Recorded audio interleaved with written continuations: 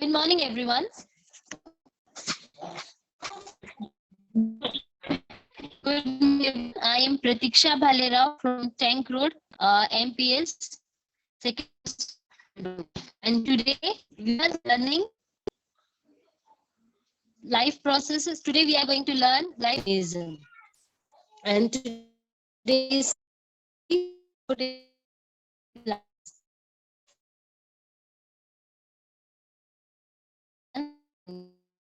before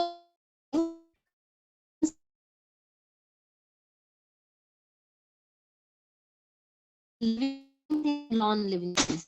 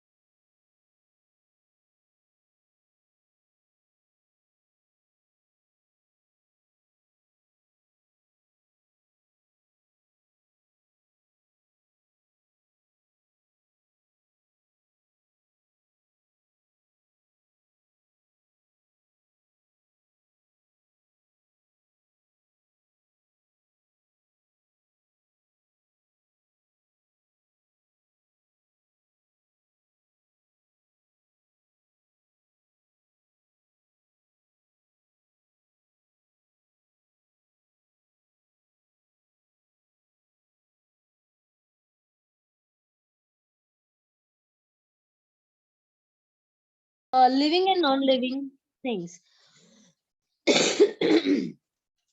So the main difference between living organisms and non-living organisms is that living thing can are alive and non-living things cannot live. Okay, so let us see. We can see living things can see, non-living things cannot see. Living things can feel, non-living things cannot feel. Living things can breathe, non-living things cannot breathe. No. Living things can move, non-living things cannot move. Living things can grow, non-living things cannot grow. Living things can reproduce, non-living things cannot reproduce. So these are the main differences between living things and non-living things. So in this topic we are going to learn about the life processes which are held inside the living organisms. Okay, these are the different life processes which we know, like nutrition, you know. While digestion process is going on inside our body, what happened at that time? Whatever things we have inside our body we eat, you know. So the nutritions, the different nutrients get inside our body, which helps us to get energy to do work. Okay, now transportation means all these nutrients are transported via a special thing through the blood, right? So this comes under the transportation. Then respiration, the air we breathe, the oxygen we breathe inside, है ना? So these processes, and we are exhaling CO2, carbon dioxide, so this comes under the respiration processes. Then the excretion processes, the things which are not required by our body are get excreted from our body, is included in this excretion system. Then reproduction, to make the same to produce the same kind is called as reproduction. So special processes are there. Then what metabolism is there. So all this comes under the life processes. So today in this topic, in this session, we are going to learn about transportation in plants, transportation of water in plants, right? Then root pressure, transpiration pull, transportation of food and other substances in plants. So let us start. So so we have studied like how digested food or oxygen inhaled by lungs is transported to every cell of the human body. Okay, so let us learn about, before going ahead, tell me, farmer what farmer is doing. Farmers also tries to transport the water from wells or dams through a main channel to each and every plant, right? So you can see in the picture, in the first picture, you can see a pump is there. So what will happen over there? Farmer is transporting this water from specific place to each and every uh, plant in his field, right? In the second also and third, in the lower picture, you can see the dam is there, where from there water is also transported to each and every field, or it's provided. So this is a transportation theme. We know that how transportation helps. We every day we comes to school by a mean of transportation, like bicycle is there, auto rickshaw, by train, by bus. So these are the different means of transportation. So likewise transportation also takes place inside the body. This energy, and see, you can see if two pictures are given. How do the digestive system and respiratory system work, how it works? So first let us see the digestive system. In that, the digestive system, the process starts from our mouth and the mouth cavity, through which we get food inside our body. It goes in the in esophagus, means food pipe. Through that it goes inside the stomach, where some part of nutrients are absorbed, like fats and carbohydrates are absorbed over there. Then the remaining food goes into the small intestine, where the protein nutrient is absorbed, right? And through that it goes into the large intestine, where water and minerals are get absorbed, and the whatever things which are not required by our body are are get flush out from our body, and that is called excretion. So this is the main process of digestive system. Now we'll go to respiratory system. Respiratory processes start from the nasal cavity, through which the oxygen air get inside our body, through larynx, means through windpipe, it goes into the lungs, है ना? Trachea, through that it goes into the lungs. Over there, two lungs are there, left side and right side lungs are there. Over there, bronchi are there and alveoli are there. To which what will happen, the oxygen get towards that point, and through that alveoli it get inside the blood capillaries, and through that blood capillaries it's circulated to whole part of the body. Okay. As again the deoxygenated blood and the carbon dioxide, which is the excretory material for our body, is come again thrown out through the body. Then it comes into alveoli, then it goes into the lungs, then through that trachea, and through we exhale this carbon dioxide from our body. So this is these are the two processes by which our body works. So let us learn about what is the meaning of transportation. What is the definition of transportation? Transportation is the process in which a substance, either synthesized or absorbed in one part of the body, reaches to another part of the body. We have already learned about the mean of transportation.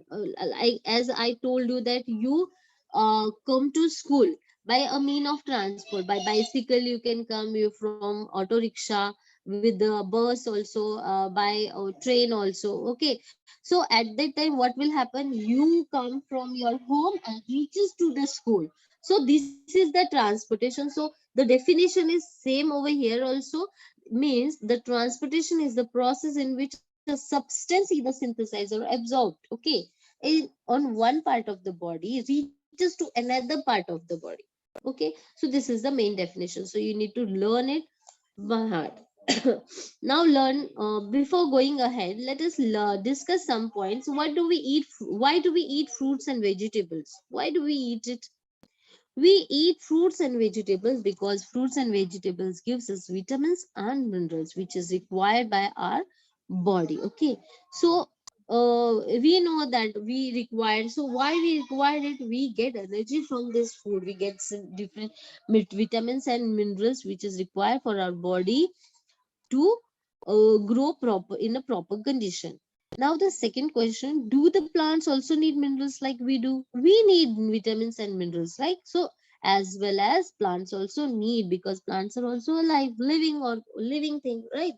So the plants also require minerals. But from where do the plants get inorganic substances other than CO2 and O2? CO2 and O2, we know that. CO2 they are taking from ourselves, है ना? We are getting oxygen from them, and we are giving out carbon dioxide, which they are inhaling. And what will they do? They make their own food with the help of this CO2. You know, we know that the process of photosynthesis. What is the process of photosynthesis? We know when plants make their own food in the presence of sunlight. You know, sunlight with the help of carbon dioxide and chlorophyll and water, and then the plant get energy to grow, right? So these inorganic substance which we are taking from plants, but from where the plants are taking, let us learn. See, most animals move from place to place, but plants do not. Plants cannot. We know that plants are at one place only. Okay, they grow at one place only, but they are alive. Okay, so plants can move from one place to another. Animals move from place to place, but plants do not move from place to place. So there are many dead cells in the plant body. They have, so at one place what will happen, they have dead cells. They need less energy as compared to animals, so they require less energy. We require more energy because we need to move from one place to another. So plants need inorganic substance like nitrogen. They need, you can see in the picture, magnesium. Some fruits are given, some fruit stuffs are given, right? So all these things are magnesium, sodium, potassium and iodine. These are the minerals which we are getting from the plants. From, but plants also require nitrogen, phosphorus, magnesium, manganese, sodium, etc. So soil is the near. So from where the soil is the nearest and richest source of this substance. Soil is the main source of this. So the roots are there grown inside the soil. So through soil they get these all these things. So you can see in the second picture that oxygen is giving out by as a byproduct by plant, and carbon dioxide absorbing by the plant, and in the at the root where the soil is there. So potassium, sodium, nitrogen, water, all these inorganic substances are there. Roots of the plants absorb these plant substances from the soil and transport them. There are specific types of tissues to perform these functions. So see, you can see that plants need inorganic substances like nitrogen. You can see a beautiful picture is shown over there. Soil is also there and plant, and around that you can see some inorganic substances are given. So these are nitrogen, phosphorus, magnesium, manganese, sodium, potassium, sorry,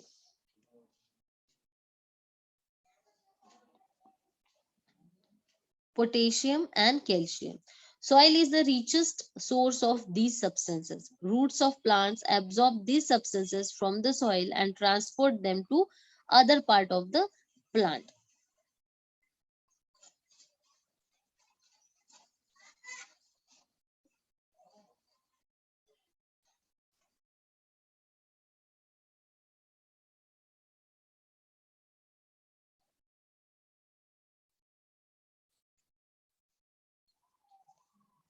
Okay.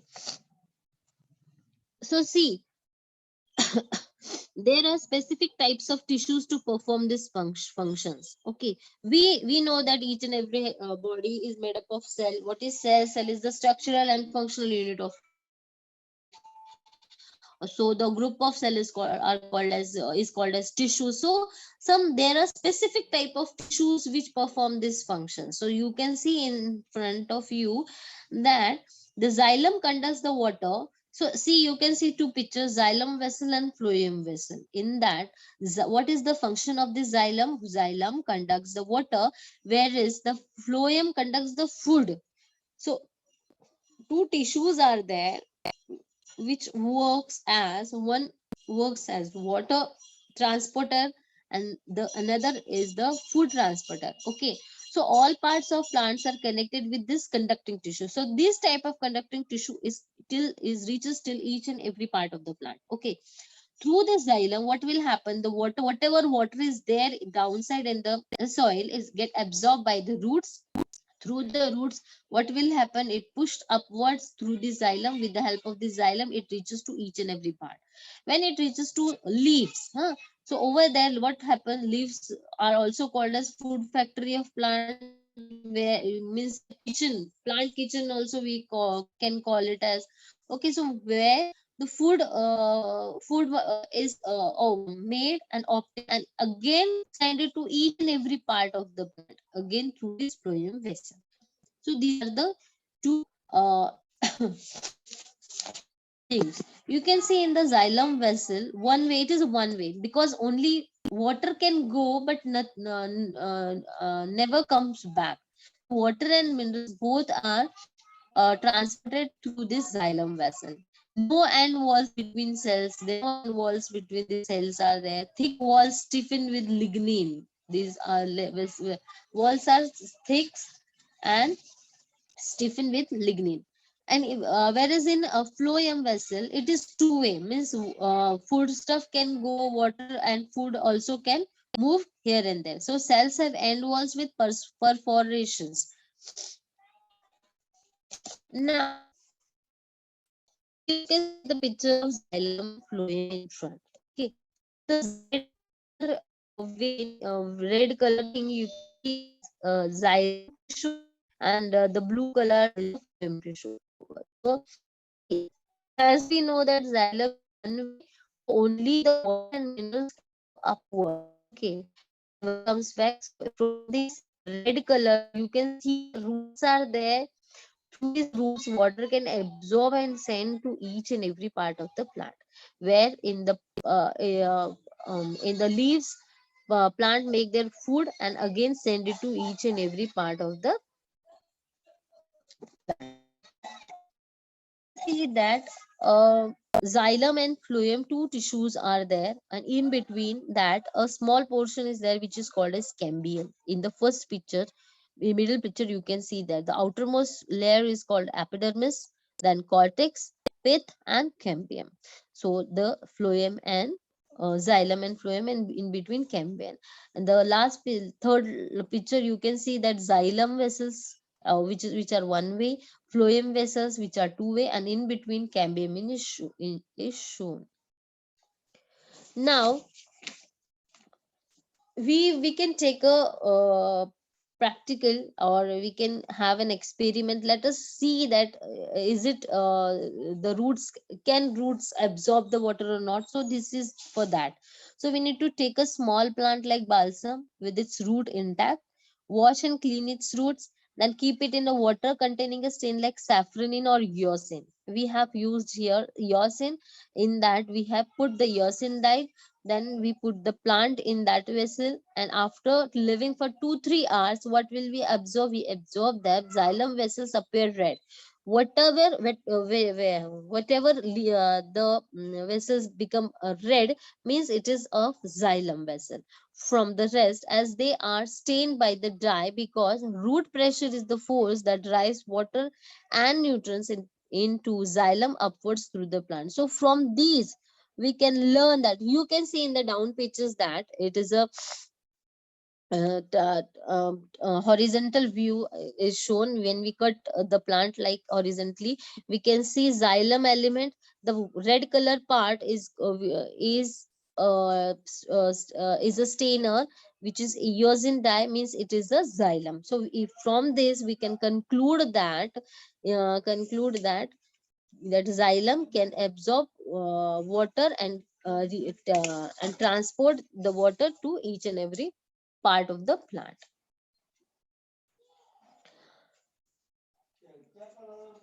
Now here we will learn about, now again we have taken a transfer section of the stem of a plant, and let us observe the what is here. Absorption with the help of roots.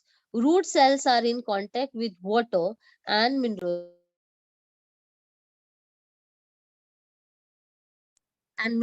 enter the cells on the surface due to sorry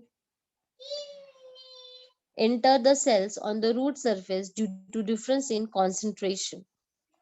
As a result, these cells become turgid. These turgid cells exert pressure on the adjacent cells. This is called root pressure. So, under the effect of this pressure, water and minerals reach the xylem of the roots, and to reduce this difference in concentration, they are continuously pushed forward. As a result of this continuous movement, a water column is formed, which is continuously pushed ahead, and this pressure is sufficient to lift the water up in shrubs, small plants, and small trees. So we know that how the water, you can see a root here is there through which the water get pushed upward, upward, upward, and reaches till the leaves.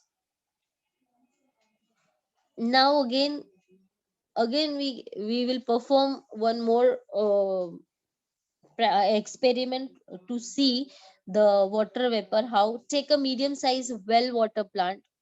uh, we can take a well water plant, cover the plant with a transparent polythene bag, right, completely, and tie its mouth and around the base of the stem, and take a similar empty polythene bag and tie its mouth. Keep the plant as well as the polythene bag in the sunlight for 1 to 2 hours. We need to keep it. Then what will happen? Plants give out water in the form of vapor through the stomata on the leaves. We have, you know that we have skin, on our skin. What will happen in the summer season? We get sweat, means small droplets of water which are called as sweat, right? Likewise, this type of pores are also there in on the leaf surface, which are called as stomata, and through which the water comes out in the form of vapor. Okay, so let us learn what it is. Okay, so this is the transpiration pools. Okay, plants give out water in the form of vapor through the stomata on their leaves. We can see the picture what is shown. These are the small pores which are present on the leaves, and these are looked alike like this. Okay, so two cells or called guard cells are present around the stomata. We can see that guard cells are there. These cells control the opening and closing of stomata. So it controls the opening and closing of this stomata. Transpiration occurs through this stomata. Water is released into the atmosphere by leaves through the process of evaporation. As a result, water level in the epidermal layer of leaf decreases. Water is brought up to the leaves through the xylem so as to compensate for the lost water. Transpiration helps in absorption of water and minerals and distribution to all parts of the plants, whereas root pressure performs the important role of pushing the water up during the night time.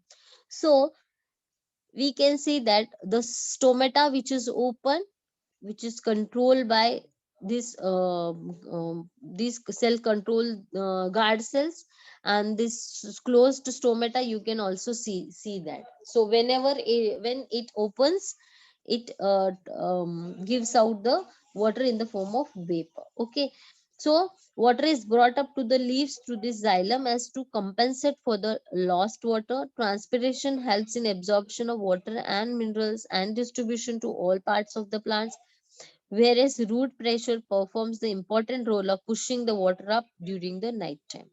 So, transpiration. What is transpiration? You can see that transpiration means the water which is absorbed by the roots can uh, um, exert pressure. So the root cells are in contact with the water and minerals in the soil. Water and minerals enter the cells on the root surface due to the difference in concentration. As a result, these cells become turgid, and these turgid cells exert pressure on the adjacent cell. This is called as root pressure. Under the effect of this pressure, water and minerals reach the xylem of the roots, and to reduce this difference in concentration, they are continuously pushed up forward. As a result of this continuous movement, a water column is formed which is continuously pushed ahead. This pressure is sufficient to lift the water up in shrubs, small plants, and small. So water, these water reaches till the leaves, or whatever water is required to make the food, they take it, and whatever is not required, they gives out with the help of this stomata we have seen, see this, these are the stomata where the guard cells, stomata and chloroplast are present. This is called as transpiration. This is called as transpiration. Now, transportation of food and other substances.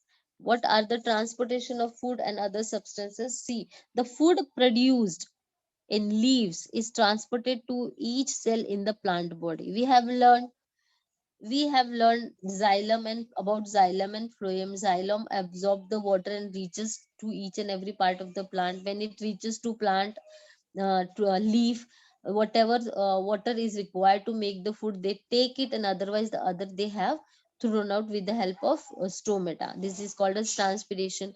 Now, transportation of food and other substance in plant. The food produced in leaves is transported to each cell in the plant body. We have also learned about this, that phloem tissue helps to transport this food item to each and every part of the plant.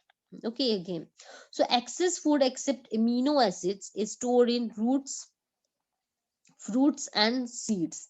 So this process is called as translocation. What it is called as translocation. So again, the excess food except amino acid is stored in roots, fruits and seeds. That's why we eat roots, that's why we eat fruits, that's why we eat seed. Okay, so whatever excess fruits, excess food is there, that are stored in these three parts except amino acid, and this is called as translocation. It is carried out in both the upward and downward direction by phloem. We know that phloem helps to transport food item to each and every part of the plant. Translocation of material is not a simple process, physical process. It requires energy. It requires energy. So this energy is obtained from ATP. ATP means adenosine triphosphate. Whenever food materials like sucrose is transported towards a part of a plant via the phloem with the help of ATP, the water concentration decreases in that specific part. As a result, water enters the cell by the process of diffusion. The process on the cell wall increases due to the increase in cellular contents. Due to the increased pressure, food is pushed into the neighboring cells where the pressure is low. This process helps the phloem to transport the materials as per the need of the plant during need of the plant. So you can see in the picture, roots are also there and soil is shown through which the water get absorbed with the help of xylem tissue, which carry water and dissolved minerals up from the roots to each and every part. And water and minerals, when it reaches to leaves, it may makes their own food with the help of the process of photosynthesis, and the transpiration process, which help in that evaporation of water from the leaves with the help of stomata, will held. And again, the food which is made inside the prepared inside the leaf, then again it sends to each and every part of the plant with the help of phloem tissue. Okay, so you can see energy is obtained from adenosine triphosphate. So sieve tubes mean phloem is there, which require ATP, adenosine triphosphate. Okay, and again facilitated diffusion. What is diffusion? Means a movement of anything from a higher level to concentration to lower concentration region. It's called now, during flowering season, the sugar stored in the roots or stem is transported towards the floral bud to make them open and blossom. To make them open and blossom. So during flowering season, it helps. Okay. So the sugar stored in roots or stem is transported towards the floral buds to make them open and blossom. Now, let us uh, again recap, and then we evaluate. So these are the evaluation. First of all, let's discuss for your homework. Evaluation: describe the transportation system in plants. It means you need to describe what the definition of transportation and the things which helps in the transportation. Write a note on root pressure. Then the draw well labeled diagram of stomata. So Let us recap once again. Transportation, we have learned about transportation means the by the process of transportation, a substance either synthesized or absorbed in one part of the plant body reaches to another. Means soil and the plants need inorganic substances like nitrogen, phosphorus, magnesium, manganese, and sodium, etc. Soil is the nearest and richest source of the plant. Roots of the plants absorb these substances from the soil and transport them. There are specific type of tissues to perform this function. The xylem conducts the water, whereas the phloem conducts the food. All parts of the plants are connected with these conducting tissues. We have learned about root pressure. Root cells are in contact with water and minerals in the soil. Water and minerals enter the cell on the root surface due to differences in concentration. As a result, these cells become turgid. These turgid cells exert pressure on the adjacent cells. This is called root pressure. Under the effect of this pressure, water and minerals reach the xylem of the roots, and to reduce this difference in concentration, they are continuously pushed forward. And again, as a result of this continuous movement, a water column is formed which is continuously pushed ahead. This pressure is sufficient to lift the water up in the shrubs and small plants. Now we have learned about transpiration. Plants give out water in the form of vapor through the stomata on their leaves. Two cells called guard cells are present around the stomata. These cells control the opening and closing of stomata. Transpiration occurs through these stomata. Water is released in the atmosphere by leaves through the process of evaporation. As a result, water level in the epidermal layer of the leaf decreases, and water is brought up to the leaves through the xylem as to compensate for the lost water. Transpiration helps in absorption of water and minerals and distribution to all parts of the plants, whereas root pressure performs the important role of pushing the water up during the night time. Now, transportation of food and other substance in plants. The food produced in leaves is transported to each cell in the plant body.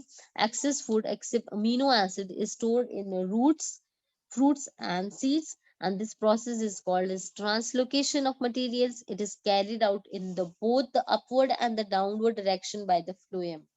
Translocation of materials is not a simple physical process, it requires energy, and this energy is obtained from ATP. ATP means adenosine triphosphate. Whenever food materials like sucrose is transported towards a part of the plant via the phloem with the help of ATP, the water concentration decreases in that part. As a result, water enters the cell by process of diffusion. Diffusion means movement of anything from a higher concentration region to lower concentration region. The pressure on the cell wall increases due to the increase in cellular contents. Due to the increased pressure, food is pushed into the neighboring cell where the pressure is low. This process helps the phloem to transport the materials as per the need of the plants. Now, to the during flowering season, the sugar stored in roots or stem is transported towards the floral buds to make them open and blossom. So these are the evaluation questions. You need to take a screenshot and do it. And now we will stop over here, and again we'll meet tomorrow for the next part.